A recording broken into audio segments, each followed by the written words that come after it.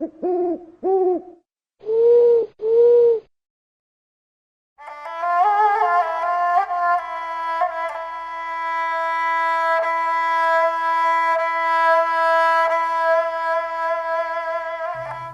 29η Μαΐου του 1453 είναι μια ημέρα κατά την οποία πενθεί ακόμη η Ρωμιοσύνη.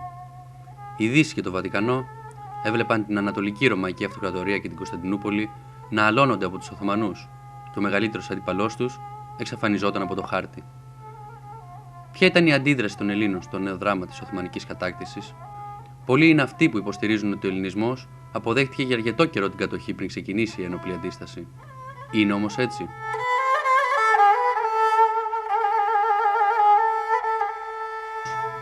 Τα ιστορικά στοιχεία αποδεικνύουν ότι από την επόμενη κιόλας ημέρα της αλώσεως, ο ελληνικός κόσμος ξεκίνησε τις επαναστατικές προσπάθειες εναντίον των Οθωμανών, προσπαθώντας να οργανώσει συμμαχίες με τους ομόδοξους Δυτικούς. Χιλιάδες Έλληνες χάθηκαν σε αποτυχημένες επαναστάσεις από το 1453 μέχρι το 1821, όπου η Δύση και οι Ρώσοι άδειαζαν τους επαναστατημένους, αφήνοντάς τους στο έλεος των βαρβάρων Τούρκων. Το μεγαλύτερο μέρος των Ελλήνων, νιώθοντας τους Δυτικούς πιο κοντά λόγω του χριστιανισμού, έδειξε από την αρχή την πρόθεσή του να συνεργαστεί μαζί τους για την οργάνωση σταυροφοριών, με σκοπό την εκδίωξη των απίστων, όπως τους ονόμαζαν, μουσουλμάνων από τα εδάφη της πρώην Βυζαντινής Αυτοκρατορίας. Ο Πάπας Νικόλαος ο Πέμπτος, λόγω του μισελληνισμού του, αδιαφόρησε πλήρως για την άλωση της πόλεως, μη βοηθώντας κατά τη διάρκεια της πολιορκίας από τους Οθωμανούς. Όμως η αλήθεια είναι ότι οι δύο επόμενοι κάτοχοι του παπικού θρόνου, ο Κάλιστος ο Τρίτος και ο οποίος ο Δεύτερος, εργάστηκαν σκληρά για τη δημιουργία σταυροφορίας κατά της Οθωμανικής Αυτοκρατορίας. Κεντρικό ρόλο σε αυτές τις προσπάθειες έπαιξε και ο Καρδινάλιος Βυσαρίων, ο οποίος ήταν Έλληνας και επηρέαζε άμεσα τους δύο πάπες, οθώντας τους σε αυτή την απόφαση. Ο Βυσαρίων ήταν ένθερμος υποστηρικτής του πολέμου κατά των Τούρκων και στάλθηκε σε πολλές αποστολές για την υλοποίηση του στόχου. Ο Κάλιστος ο Τρίτος, αμέσως μετά την εκλογή του το 1455, άρχισε να κηρύττει τον ιερό πόλεμο εναντίον των απίστων μουσουλμάνων Τούρκων και να ζητάει από τους δυτικούς ηγεμόνες να βοηθήσουν σε αυτόν. Όμως η αρνητική στάση του βασιλέως της Γαλλίας του Καρόλου του Εβδόμου έβαλε φρένο στα αρχικά σχέδιά του. Λίγο καιρό μετά, το 1458, ο Κάλιστος απεβίωσε και στη θέση του εκλέχτηκε ο Πίος ο Δεύτερος, ο οποίος ανέλαβε να υλοποιήσει την ιδέα του Καλίστου για σταυροφορία εναντίον των Τούρκων. Έτσι έστειλε το Βυσαρίωνα στην Ενετία, ώστε να την προτρέψει να λάβει μέρος στον πόλεμο, με τους Ενετούς να αρνούνται λόγω των καλών σχέσεών τους με τον Μωάμεθ. Ο οποίος όμως δεν πτωήθηκε, και αφού βρήκε και συμμάχισε με τους εχθρούς των Οθωμανών στην Ασία, απευθύνθηκε στο Δούκα της Βουργουνδίας και το βασιλιά της Γαλλίας.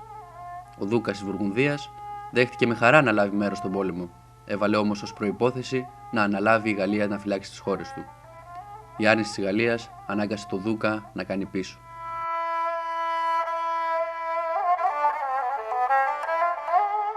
Παρά την αρχική αποτυχία, η τύχη χαμογέλασε στον Πίο, καθώς οι σχέσεις Τουρκίας-Ενετών χάλασαν, με αποτέλεσμα να δεχτούν να λάβουν μέρος στη σταυροφορία. Ο Βυσαρίων στη συνέχεια πήγε σε μακροχρόνια αποστολή στη Γερμανία, όμως δεν κατάφερε να πείσει τους Γερμανούς ηγεμόνες να πάρουν μέρος στον Ιερό Πόλεμο.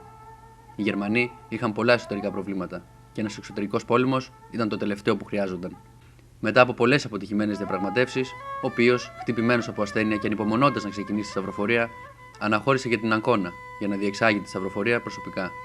Όμως ο θάνατος θα τον προλάβει τα ξημερώματα της 14ης Αυγούστου του 1464. Ο άνθρωπος που είχε καταφέρει να οργανώσει σταυροφορία είχε φύγει από τη ζωή, με αποτέλεσμα να ματαιωθεί και αυτή. Λίγο καιρό μετά, οι Ενετοί προχώρησαν σε ένα πολύχρονο πόλεμο κατά των Οθωμανών, κατά τον οποίο πρόδωσαν πολλές φορές τους Έλληνες και τους άφηναν να σφαγιαστούν ανελαίητα. Αυτό το μοτίβο θα συνεχιστεί για 4 περίπου αιώνες, μέχρι να ξεσπάσει η Επανάσταση του 1821, η οποία θα βάλει τέλος στον Οθωμανικό ζυγό.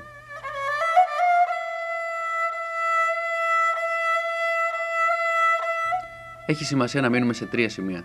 Πρώτον, οι Έλληνες όχι απλώς δεν έσκυψαν το κεφάλι στους Τούρκους, αλλά από την πρώτη στιγμή προσπάθησαν να τους διώξουν από τα εδάφη της πρώην Αυτοκρατορίας. Μια ματιά στο έργο του μεγάλου ιστορικού Κωνσταντίνου Σάθα για την τουρκοκρατούμενη Ελλάδα θα σας εκπλήξει.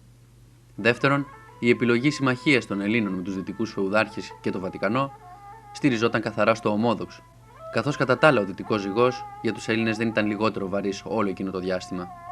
Τα όσα είχαν συμβεί στην πρώτη άλωση από τους σταυροφόρους ποτέ δεν είχαν ξεχαστεί. Τρίτον, παρά τα όσα λέγονται, αποδεικνύεται ότι το Βατικανό την πρώτη περίοδο της αλώσεως έπαιξε κεντρικό ρόλο στην προσπάθεια να διωχτούν οι Τούρκοι από την Ευρώπη και τη Μικρά Ασία. Όμως η αδυναμία της υπόλοιπης φεουδαρχικής Ευρώπης εμπόδισε τα σχέδιά του.